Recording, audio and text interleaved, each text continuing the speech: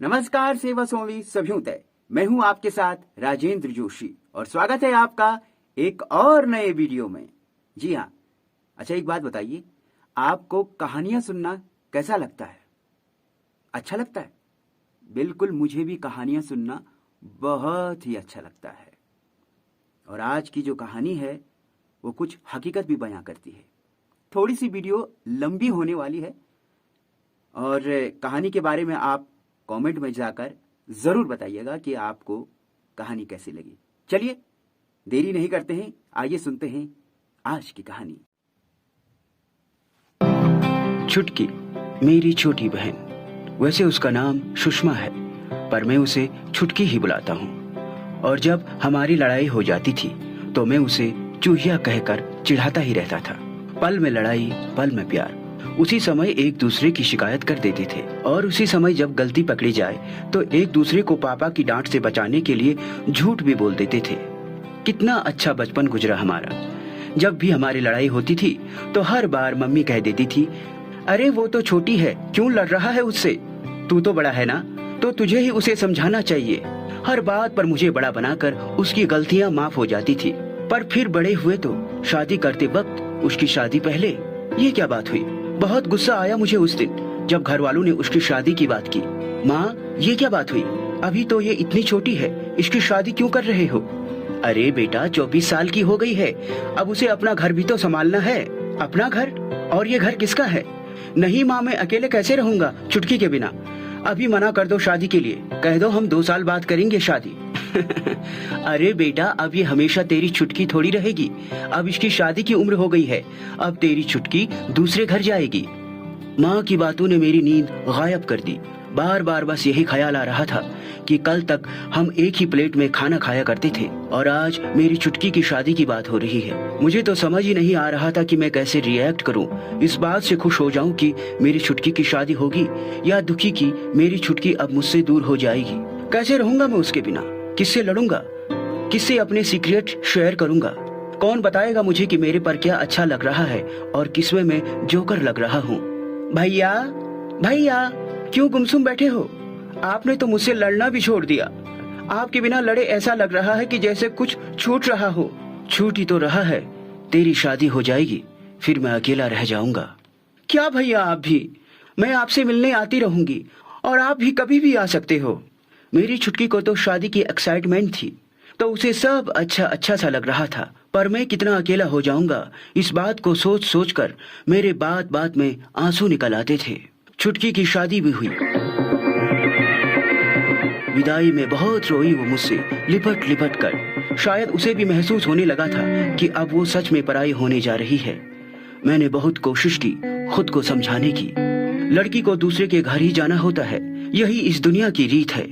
अपने आंसू छुपाने की कोशिश कर रहा था, पर बहन के आंसू देखकर उन्हें बहने से रोक नहीं पाया। छुटकी ने जाते जाते तक मेरा हाथ ही नहीं छोड़ा।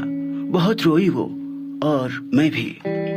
अपनों को छोड़ने के दुख के साथ नए जीवन की खुशियों का स्वागत करना कितना मुश्किल होता है, ये मैंने उसी दिन अपनी छुटकी के आंसू से भरी आंखों में देखा। खैर, शादी भी हो गई। मेरे घर वालों ने तो छुटकी का रिश्ता बड़े और पैसे वाले घर में किया था। सोचा था उसे ससुराल में किसी चीज की कमी ना हो। अमीर घर में रिश्ता करने के चक्कर में माँ अपने गहने, पापा ने अपनी गाड़ी, यहाँ तक घर भी गिरवी रख दिया था।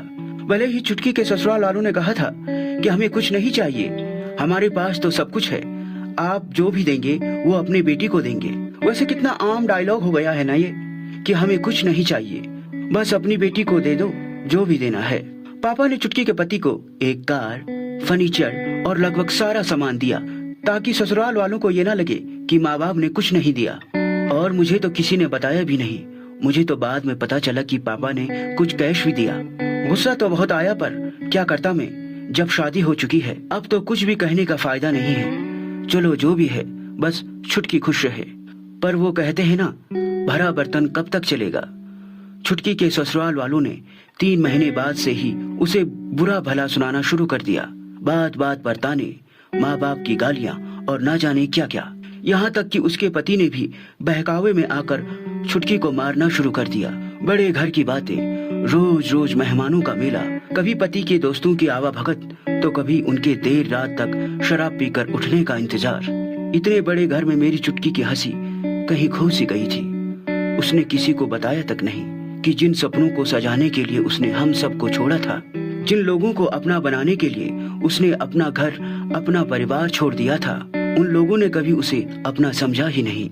जो चुटकी बात बात पर बेबाक हंस जाया करती थी, अब बहुत मुश्किल से केवल दिखावे की हंसी हंसती है। एक दिन मैं अपने ऑफिस के काम से उसके ससुराल की तरफ चला गया। सोचा आया हूँ तो चुटकी से मिलता चलूं। बचपन में हम एक दूसरे को बड़े सरप्राइज दिया करते थे। सोचा आज शादी का पहला सरप्राइज उसे दे दूं। मैं भी बिना बताए उसके घर जा पहुंचा। दरवाजे पर पहुंचा ही था कि अचानक चीखने की आवाज आई। मैं घबरा गया। अरे ये तो चुटकी की आवाज है। मैं बिना डोर बेल बजाए अंदर जा पहुंचा। देखा तो उसका पति उसे मार रहा था और सास ससुर बगल में खड़े उसे उकसा रहे थे। अपनी चुटकी को ऐसी हालत में देख मुझसे रुका ना गया। मैंने भी उसके पति को धक्का देते हुए चुटकी को गले लगा दिया। वो इतनी डरी सहमी सी मेरे पीछे छिप गई और फूट फूट कर रो पड़ी। मैं बहुत गुस्से में था। मैंने भी कह दिया अब पुलिस को बुलाता हूँ। मेरी बहन के साथ ऐसा जानवरों सा व्यवहार कर रहे हो। सुनते ही उनकी बोलती बंद सी हो गई। मैं ना आता तो तुम लोग उसे जान से मार ही डालते। अरे ले जा अपनी बहन को, किसी काम की नहीं है ये। झोपड़ियों में रहने वाले आए बड़े महलों के ख्वाब देखने।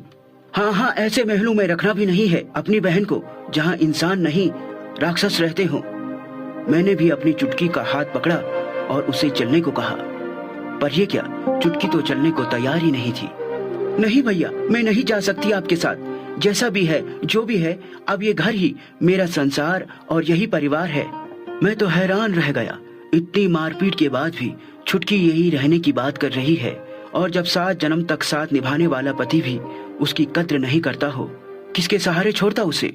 मैं तो उसे घर ले आया, और हैरत ये भी थी कि पिताजी ने भी मुझे कह दिया कि तुझे उसे यहाँ नहीं लाना चाहिए था। तो क्या करता मैं, उन राक्षसों के बीच कैसे छोड़ देता उसे, खासकर तब जब मैंने खुद अपनी आंखों से उसके साथ मारपीट होते देखा।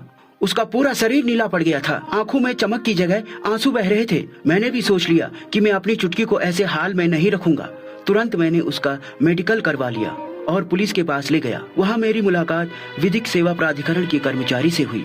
मैं जब पुलिस के पास अपनी बात रख ही रहा था, तभी इंस्पेक्टर साहब ने मुझे विधिक सेवा के लोगों से मिलवाया, जो मेरी बहन की मदद करने को तैयार थे। उन्होंने मेरी पूरी बात सुनी और केस बना दिया।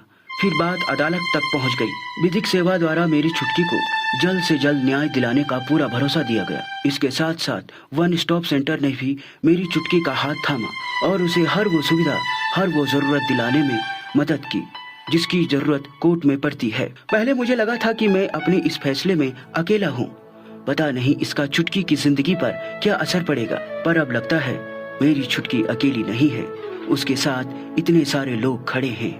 मैंने तो समय रहते अपनी चुटकी को न्याय दिलवाया, उसके साथ होने वाले हिंसा के खिलाफ आवाज उठाई। पर आज भी बहुत सारे ऐसी महिलाएं हैं जो समाज, परिवार और लोगों के डर से चुपचाप हिंसा सहती जाती हैं। आज भी कितनी ही महिलाएं हैं जिनके चेहरे की मुस्कुराहट खो सी गई है, जो जिम्मेदारी उठाती हैं, काम करती हैं, घर चलाती हैं, पर फिर भी हिंसा का शिकार हो जाती है। जिन्होंने अपने चेहरे की रौनक, अपनी आंखों की चमक, बालों की सुंदरता सब खो दी। जब एक महिला इतना कुछ सह लेती है अपने परिवार के लिए, तो फिर वो परिवार उसे क्यों कुछ नहीं समझता, क्यों नहीं अपना पाता, क्यों उसकी खुशियों की फिक्र नहीं करता, क्यों?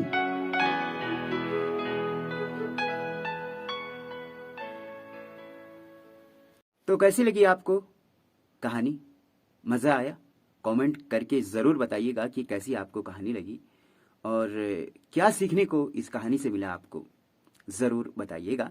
फिलहाल आज की वीडियो में बस इतना ही।